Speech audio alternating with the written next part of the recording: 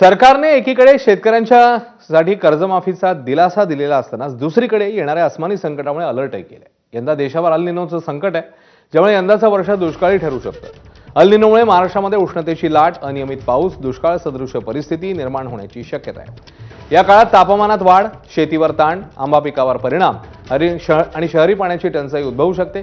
आपल्याकरता या दृष्टीने पिण्याचं पाणी राखून ठेवणं, जलयुक्त शिवार अभियान आणि जलसंधारण योजनेच्या माध्यमातून पाण्याचं संवर्धन आणि वैरळ विकासाकरता प्राधान्याने उपाययोजना करण्यात येत असल्याचं मुख्यमंत्र्यांनी म्हटलं।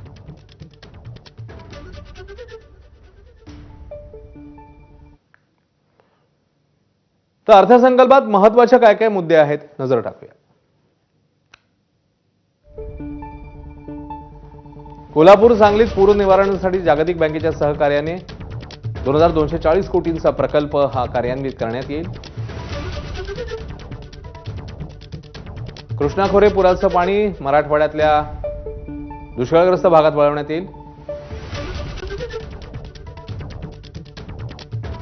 2047 पर्यंत राज्याची अर्थव्यवस्था $5 ट्रिलियन वर नेणार हे उद्दिष्ट ठेवण्यात आले। शेतीचा जीडीपी $55 अब्ज वरून $500 अब्ज करण्यात येणार।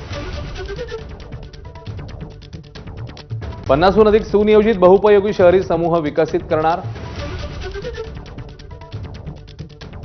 तर राज्यात 300 कोटी वृक्ष लागवड मोहीम हाती घेणार।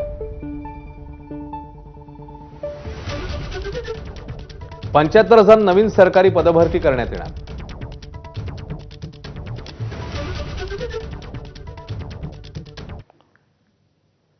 आणि आता राजकीय गोटातनं एक बातमी राष्ट्रवादी संदर्भातली। राज्यसभेचा अर्ज भरण्याआधी दोन्ही राष्ट्रवादीच्या विलिनीकरणाचा प्रयत्न झाल्याचं सूत्रांकडून